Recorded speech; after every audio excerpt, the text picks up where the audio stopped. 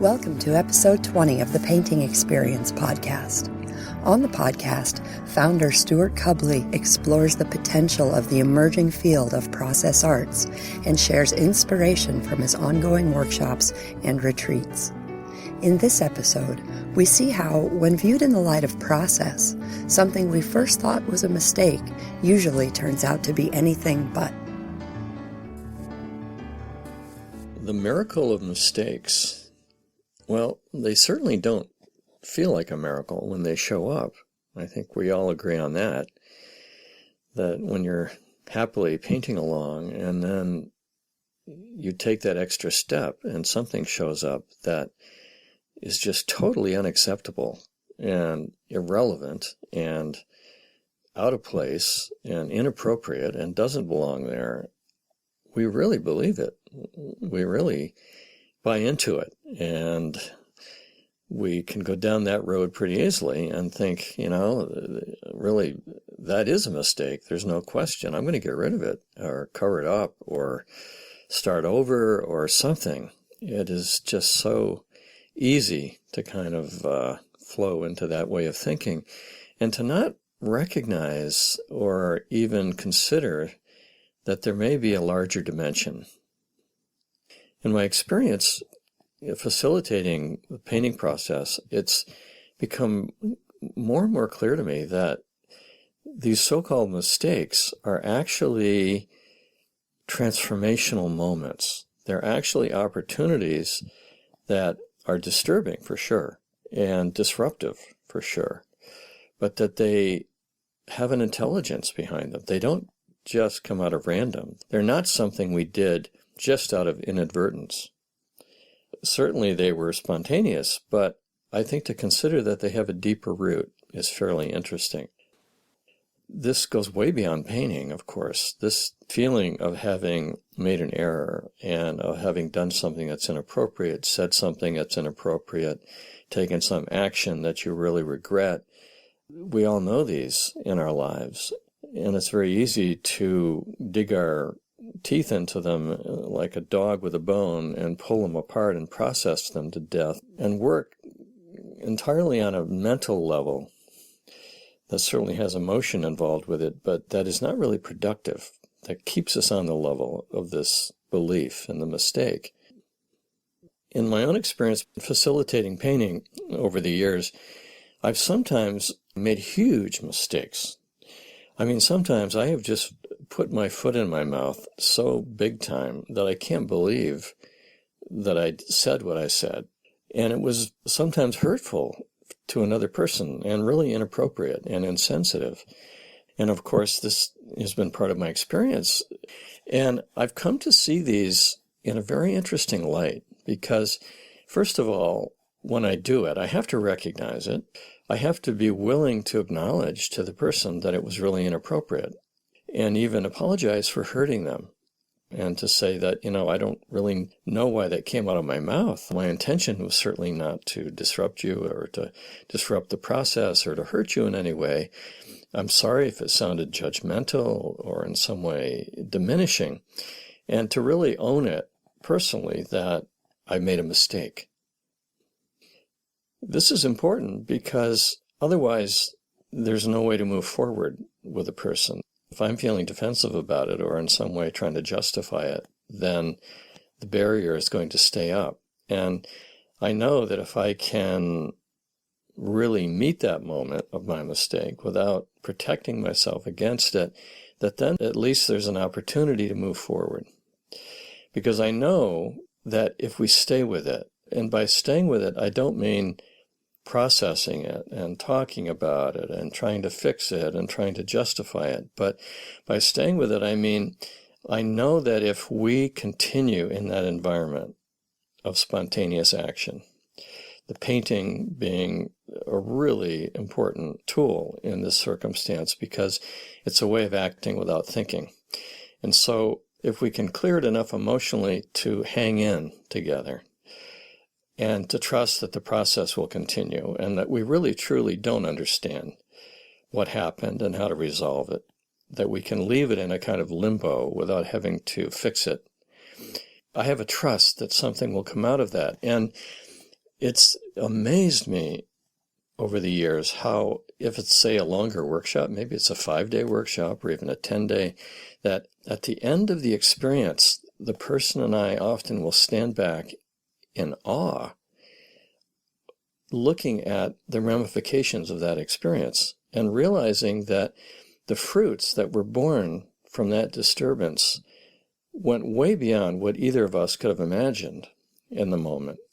And that, on the contrary, it was a rather necessary interference and force that came in that was challenging and difficult, but that it actually shook things up and brought a degree of understanding and a whole new level of perception around not only the painting and the painting process, but the personal perception of oneself as well.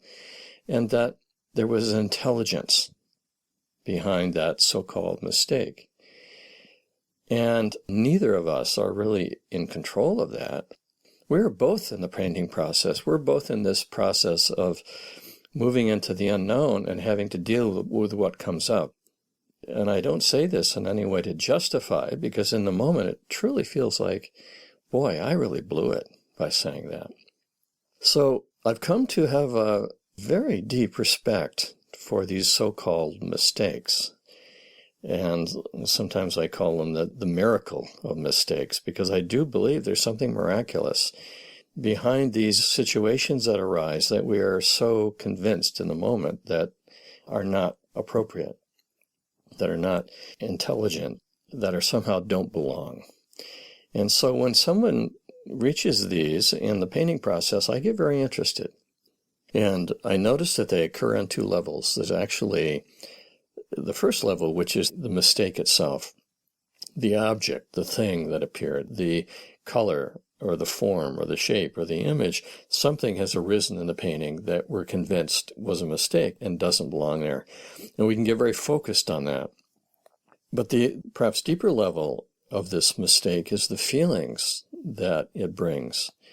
This is a very, very rich internal experience of making a mistake, because it has a physical, visceral quality of disturbance about it.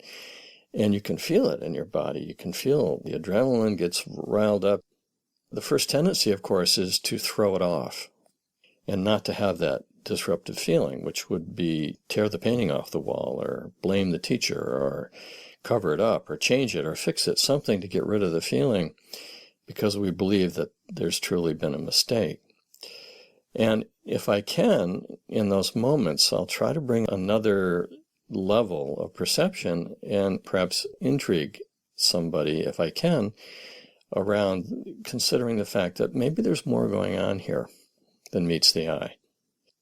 What if we stayed close to the bone here? What if we, instead of flying off with the blame and the change that we want to impose on it, if we didn't fly off and we stayed close to the bone, and we could actually, sometimes I call it staying in the burn, being willing to feel the intensity of that emotion.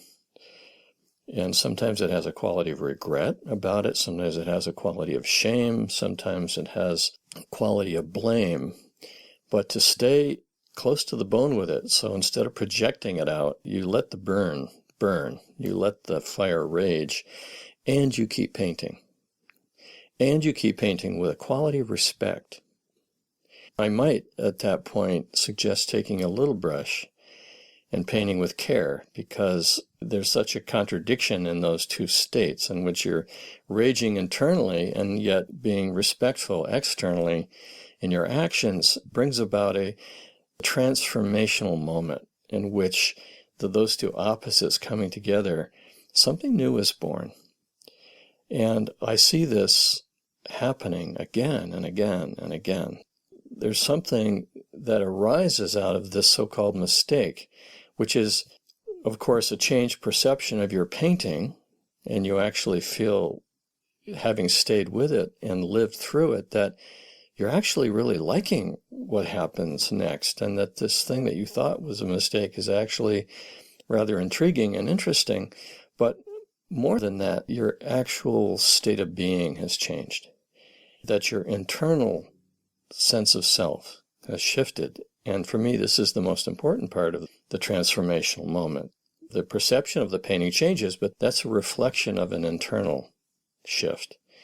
And for me, that's the intelligence that is at root behind the spontaneous action and the arising of so-called mistakes, that there's a wisdom in this unconscious life that we don't appreciate. We don't realize how much of our lives are actually orchestrated from a place that has much greater order than we would normally give it credit. And so we struggle, constantly trying to bring order and bring acceptability on a superficial level when we finally let go and allow this deeper order to have its way with us, that there's a tremendously powerful mystery there and a deep satisfaction that opens many doors. And to see it beyond the painting process is a mirror in which to ask that question. Is there a greater intelligence behind spontaneous action, behind acting from a place other than the mind? You can learn more about the painting experience and find a list of upcoming process painting workshops by visiting our website at www.processarts.com. If you enjoyed what you heard today, please share it with a friend. The theme music for this podcast comes from Stefan Jacob. We thank you for listening and hope you'll join us again soon.